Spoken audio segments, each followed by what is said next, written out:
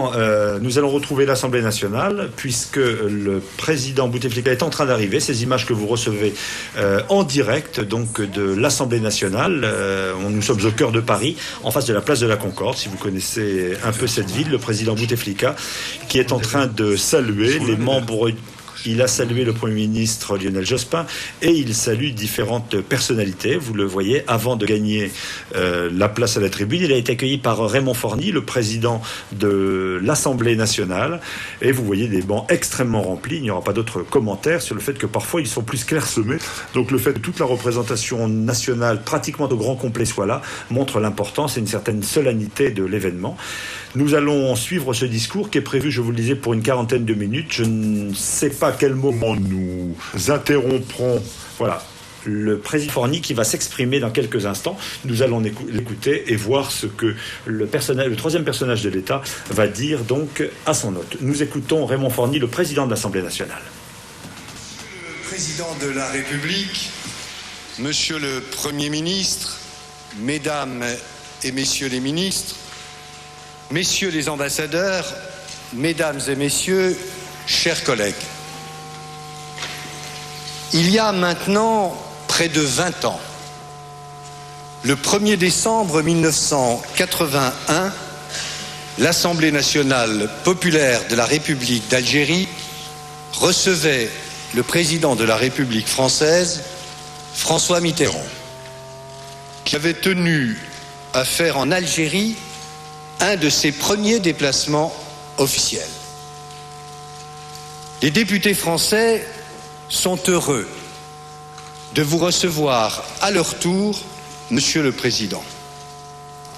Une telle réception est rare, puisque depuis que l'usage en a été créé en octobre 1993 par le président Philippe Séguin, seuls 8 chefs d'État ou de gouvernement sont montés à cette tribune pour s'adresser à la représentation nationale. Et jamais, je crois, les députés n'ont ressenti à ce point le caractère historique d'un tel moment et l'émotion qu'il suscite. À travers votre personne et celle des députés ici présents, c'est une rencontre entre le peuple algérien et le peuple français. Cette rencontre symbolise l'espoir et la volonté que les peuples algériens et français puissent enfin et définitivement se retrouver, nouer un dialogue renouvelé, se tourner ensemble vers l'avenir. L'un et l'autre, nous le savons, et donc pourquoi ne pas le dire, en ont besoin pour être vraiment en paix, non seulement l'un avec l'autre, mais chacun avec lui-même, faisant taire les nostalgies. Trop de tragédies ont marqué leur histoire commune.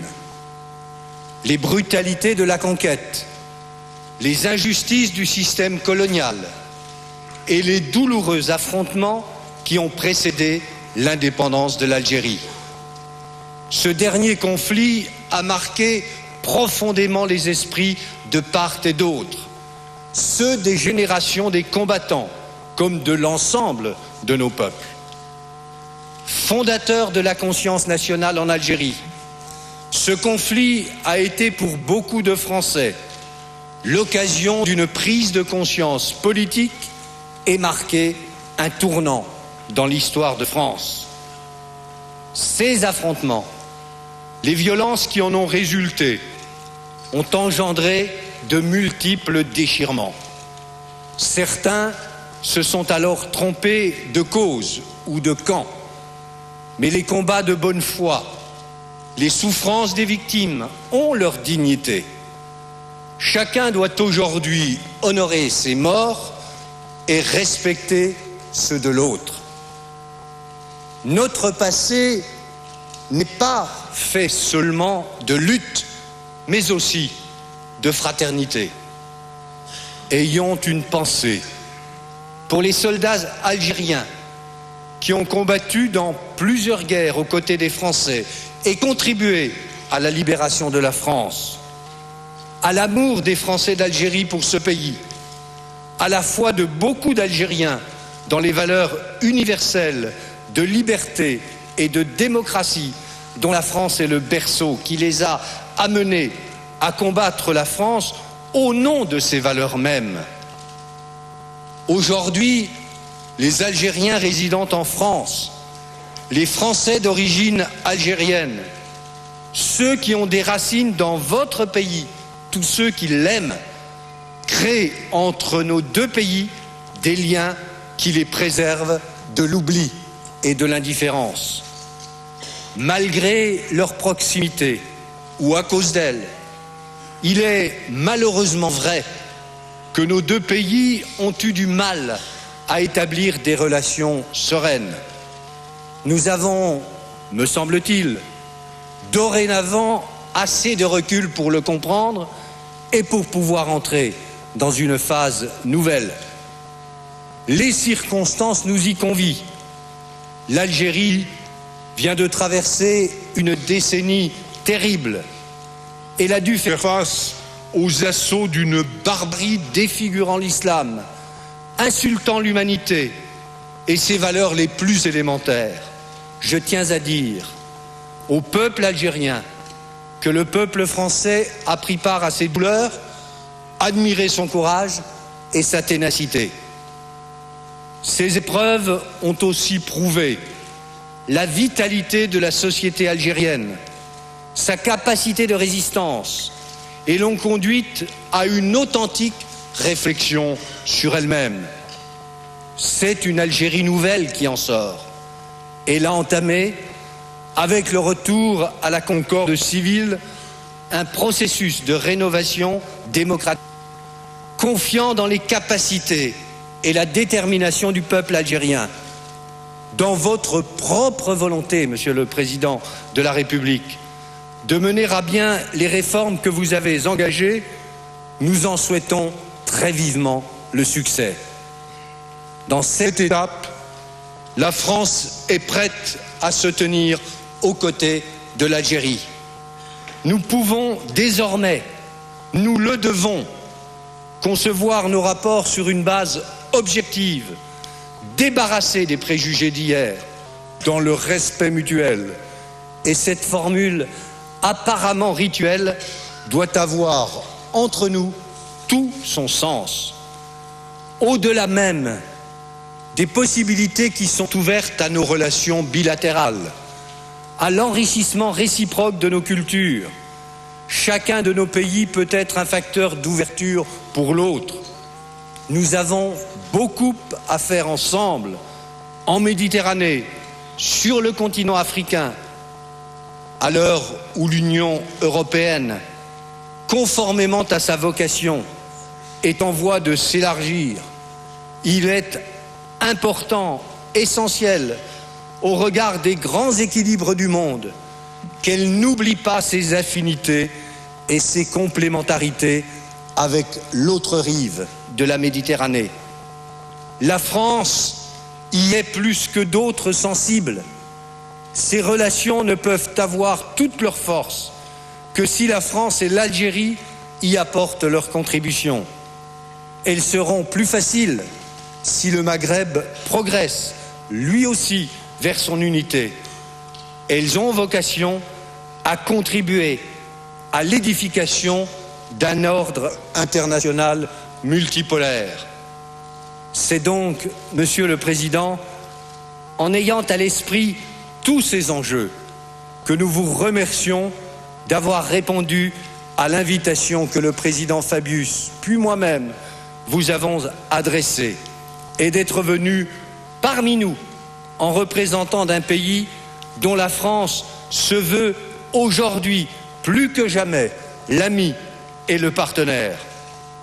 Saïdi Arraïs, Marhaban Bikoum. La parole est à Monsieur Abdelaziz Bouteflika, président de la République algérienne démocratique et populaire.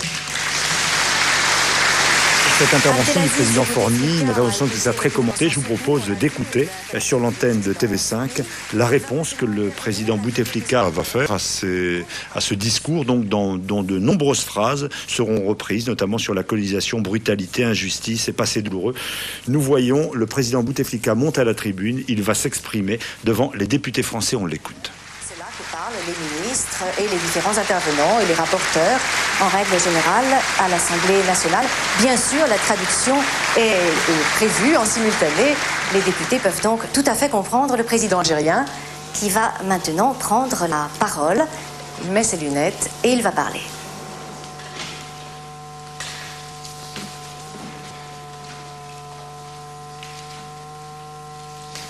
Bismillahirrahmanirrahim. Au nom de Dieu, clément, miséricordieux. Monsieur le Président, c'est un immense privilège que de m'adresser aujourd'hui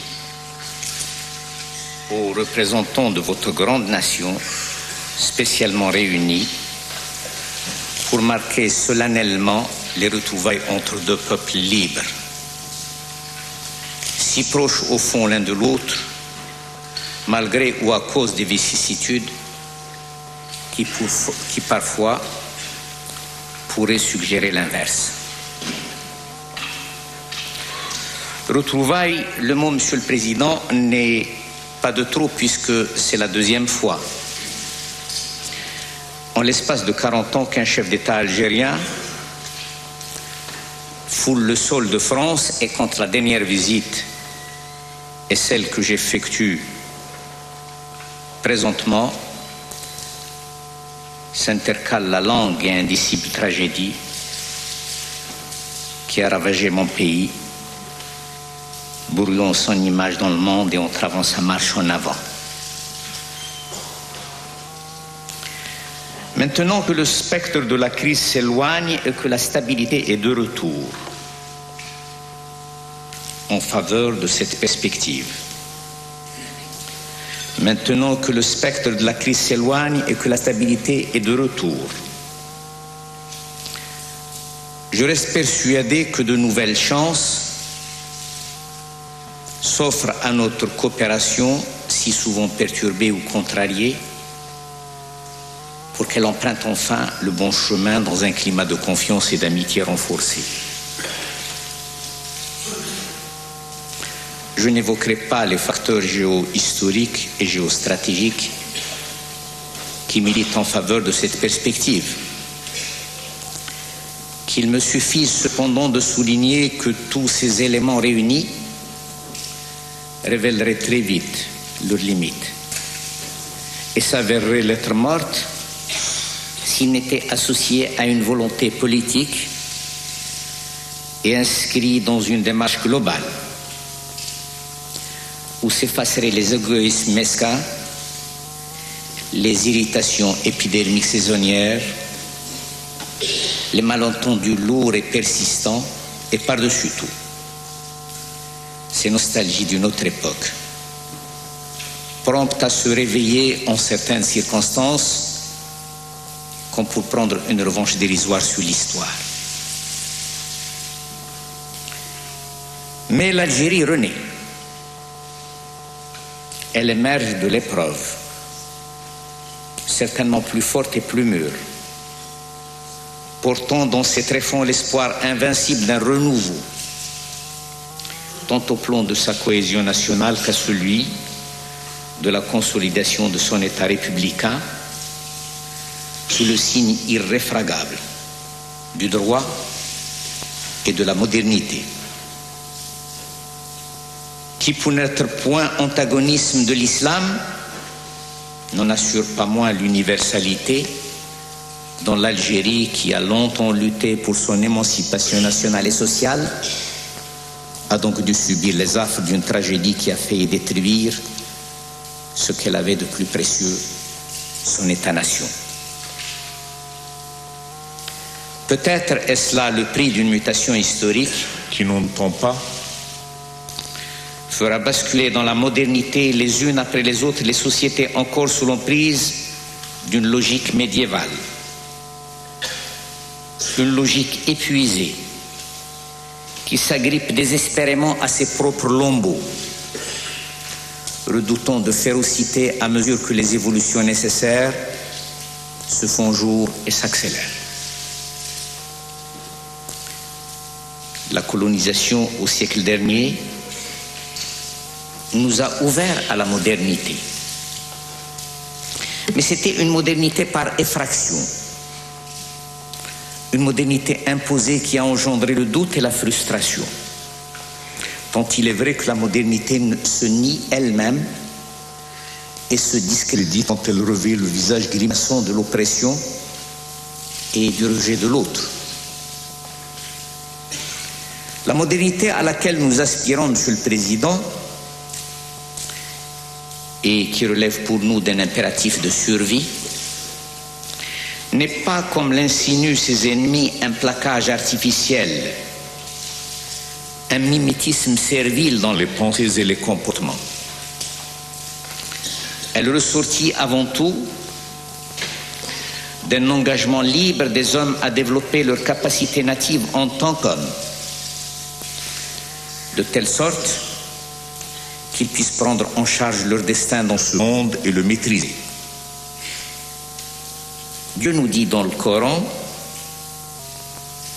Dieu a proposé aux cieux, à la terre et aux montagnes la responsabilité. Ils ont refusé de la porter et en ont eu peur, alors que l'homme s'en est chargé. Réhabiliter l'homme jusqu'à la racine. Reconnaître en lui précisément ce principe prométhéen qu'il élève au rang d'un démiurge n'est pas une idée étrangère à l'islam. Pionnier génial. Pionnier génial des temps modernes, si l'on fut, René Descartes, qui formula cette idée avec une particulière audace en baptisant l'homme maître et possesseur de la nature, n'était pas, au fond, en contradiction avec l'esprit du Coran. C'est dire qu'aujourd'hui, en assumant leur modernité et en les terrorisant, les musulmans, sans se renier, sans rien laisser de leur patrimoine qui fait leur spécificité, leur dignité et leur orgueil, les musulmans se mettront non seulement en harmonie avec le siècle, mais répondront positivement aux injonctions de leur propre credo. Assimiler l'esprit scientifique, prendre part à la course universelle pour le progrès humain et le progrès technologique, qui pour nous ne saurait être dissocié, présuppose l'éveil intégral de notre aptitude à l'exercice des libertés. La revalorisation du principe de raison qui en est le complément naturel. À l'archevêque d'Alger, Seigneur Dupuche, qui lui demandait les raisons pour lesquelles il prit en juillet 1860 la défense des chrétiens à Damas, Kader répondit en ces termes: ce que j'ai fait, je l'ai fait conformément aux obligations de ma foi et par respect pour les droits de l'humanité.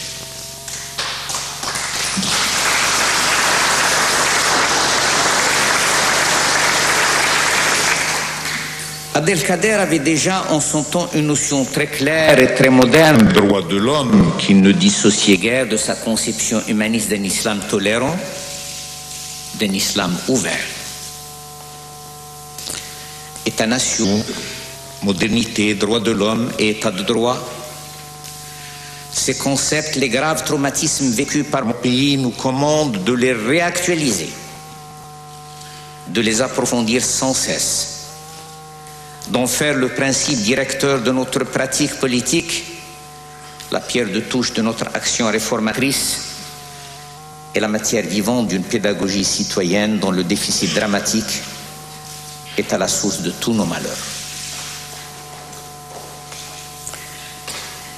Alors que la planète rétrécit à la dimension d'un village et que l'histoire se resserre au point de nous faire toucher du doigt l'ampleur insoupçonnée de nos futures interdépendances, les projets de coopération régionale entre les deux rives de la Méditerranée ne peuvent tout naturellement que gagner en force et en crédibilité. Et pour donner à une telle coopération un lion qui soit à la hauteur, un lion qui soit à sa hauteur, il importe qu'au-delà de la sphère économique proprement dite, elle puisse s'arc-bouter à des valeurs civilisationnelles partagées, fruit d'un dialogue continu des cultures et point d'ancrage d'une vision à la fois apaisée et dynamique de nos rapports. Supposons un instant un Maghreb qui aurait basculé dans les foudrières ou les fondrières d'un nouveau Moyen-Âge.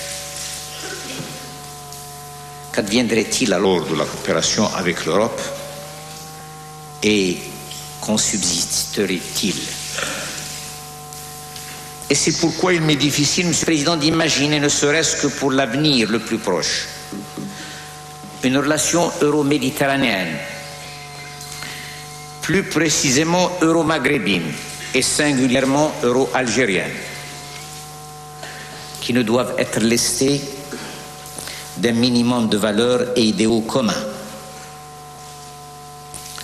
En l'absence de ces ingrédients immatériels, qui en seraient le sel et le levain, une telle relation se condamnerait, humainement parlant, à l'opacité et perdrait ainsi le plus clair de ses vertus novatrices. Il s'agirait, en d'autres termes, de l'œuvre originale qui serait notre coopération future où les partenaires, vous et nous, et d'autres encore, se connaîtront entre eux en marquant le saut de l'universel, leur...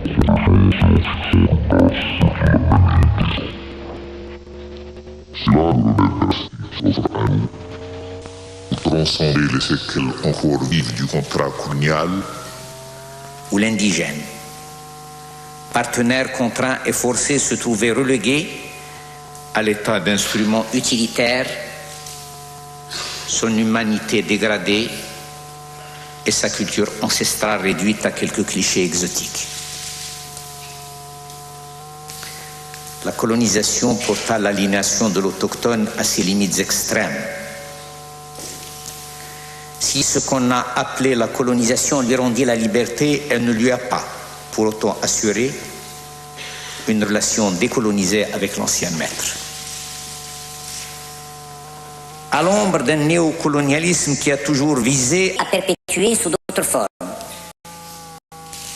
des rapports de force devenus obsolètes, se profile de nos jours plus subtil et jalousement ethnocentriste une nouvelle figure de la domination qui, au prétexte de non-ingérence, aboutit à ce qu'il faudrait bien diagnostiquer comme néo-cartiérisme.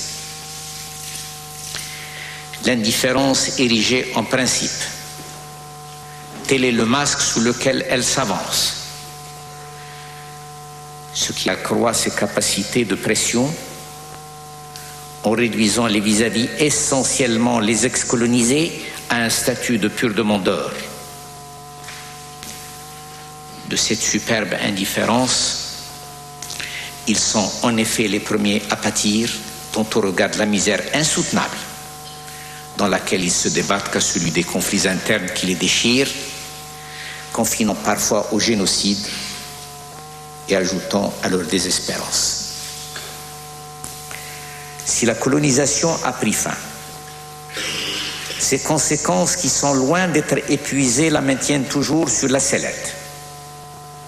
Sans laver les mains, même à 40 ans de distance, c'est emboîter le pas à une pratique politique digne d'un Ponce Pilate.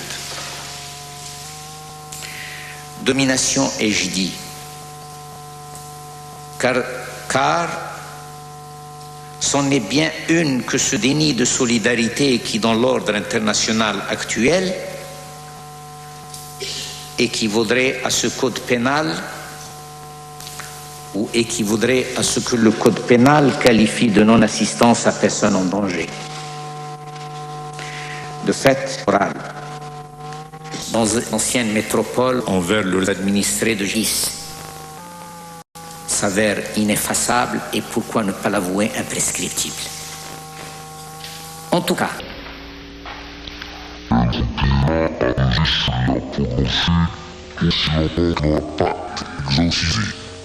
c'est-à-dire lucidement pris en compte. ce sont les frères Jean et Jérôme Tarot, pourtant favorables à la colonisation, qui, dans un élan de candeur, se demandèrent une fois si un tel système n'avait pas freiné l'évolution des pays placés sous sa tutelle, alors qu'ils auraient pu, sans lui, progresser normalement et à leur propre rythme. Il est certes toujours vain de refaire l'histoire, mais au fait, ne vivons-nous pas une époque charnière où les remises en cause les plus osées, les plus inattendues sont devenues un de ces traits dominants? Une époque où l'humanité, comme tenaillée dans ses profondeurs, par un instinct inextinguible de se surpasser, s'active à rassembler toutes ses potentialités afin d'entrer avec le maximum d'atouts dans la nouvelle ère qui commence. Et c'est certainement à cette fin. Et aussi parce qu'elles se sont assez fortes que nous la voyons procéder impavidement aux révisions les plus déchirantes, se livrer sur elle-même aux examens de conscience les plus intrépides. De vénérables institutions comme l'Église, des États aussi anciens que le vôtre, Monsieur le Président, n'hésitent pas aujourd'hui à confesser les erreurs et parfois les crimes les plus iniques qui ont à un moment ou à un autre terni leur passé. De Galiléo Galilée à la Shoah, qui fit vaciller sur ses bases la condition humaine, toutes ces mises à plat de l'histoire sont une contribution inappréciable à l'éthique de notre temps. Elles gagneraient certainement à être poursuivies et étendues à d'autres contextes. Le fait colonial, notamment, ne saurait être ignoré. Que vous sortiez des oubliettes du non-dit, la guerre d'Algérie, en la désignant par son nom, ou que vos institutions éducatives s'efforcent de rectifier dans les manuels scolaires l'image parfois déformée de certains épisodes de la colonisation, représente un pas encourageant dans l'œuvre de vérité que vous avez entreprise pour le plus grand bien de la connaissance historique et la cause de l'équité entre les hommes. Défenseurs intransigeants de la souveraineté des États, nous nous sommes toujours prononcés contre toute ingérence dans leurs affaires intérieures. Mais la question du terrorisme tel que celui qui sévit depuis une décennie en Algérie n'est pas exclusive d'un pays et mériterait un traitement plus global. Car ce phénomène s'inscrit dans un contexte beaucoup plus large, tant par les réseaux externes qui l'alimentent, l'idéologie transnationale qui lui sert de blason, que par ses éventuels débordements au-delà de ses frontières, comme cela s'est produit lors du grave attentat du boulevard Saint-Michel. Au regard d'un tel fléau, il était du devoir de la communauté internationale d'y faire face. Or, qu'avons-nous constaté? Qu'avions-nous constaté? Une attitude d'indifférence, sinon de complaisance et parfois de connivence devant le déferlement d'un terrorisme s'en prenant indistinctement aux cadres et aux intellectuels, aux villageois innocents, aux ressortissants étrangers et aux hommes de religion, qu'ils soient musulmans ou chrétiens, comme en témoignent les meurtres de nombreux imams, l'assassinat de Monseigneur Claverie, évêque d'Oran, ou l'inqualifiable massacre de Tibhérim, véritable affront à l'Algérie, terre d'hospitalité, et à l'islam religion de tolérance. Permettez-moi ici de rendre un hommage particulier à la rare abnégation dont l'Église d'Algérie a fait preuve au pire moment de la tourmente en poursuivant sans sourciller sa mission de témoignage, sa mission de solidarité humaine dans mon pays.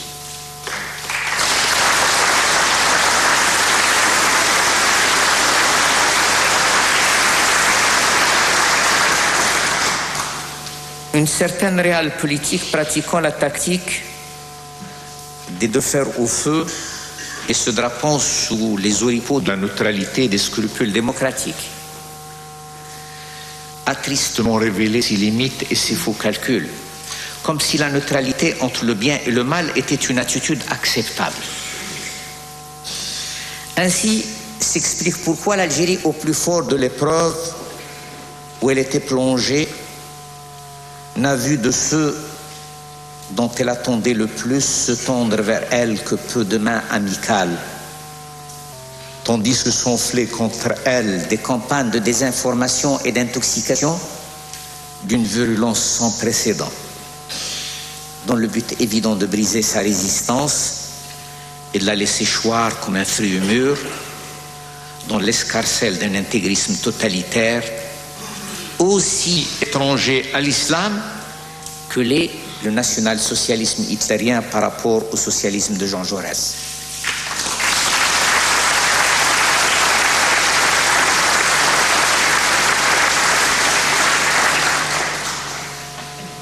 Au demeurant, il s'agit moins d'imposer en ce début du millénaire la démocratie et les droits de l'homme.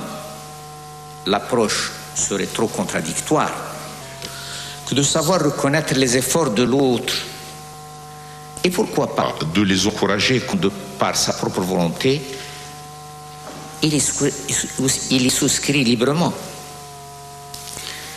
Mon pays, qui a incontestablement réalisé une percée dans ce domaine, aspire ardemment à la mise en œuvre de ces principes de portée universelle. Quoi qu'inégale, l'expérience du multipartisme et l'émergence d'une presse libre sont là pour attester des progrès accomplis par l'Algérie dans la voie de la démocratie. Le paradoxe, c'est qu'une telle avancée ait pu frayer son chemin au milieu d'un environnement peu propice où le terrorisme battant son plein s'acharnait contre la démocratie naissante en ciblant ses avant-gardes, en ciblant ses symboles. C'est que le combat démocratique s'est identifié chez nous à la survie même de l'État et de la société, recevant de ce fait sa légitimité à un surcroît de vigueur. Voilà qui contribuera sans doute à un redéploiement de l'Algérie sur la scène internationale. L'Algérie, Monsieur le Président, adhère pleinement aux principes et idéaux qui fondent les droits de l'homme tels qu'énoncés dans la Déclaration universelle des Nations Unies. Elle estime que la mise en exergue de ce concept et sa prise en compte par la communauté internationale constitue une contribution essentielle à la promotion de l'homme et à sa dignité.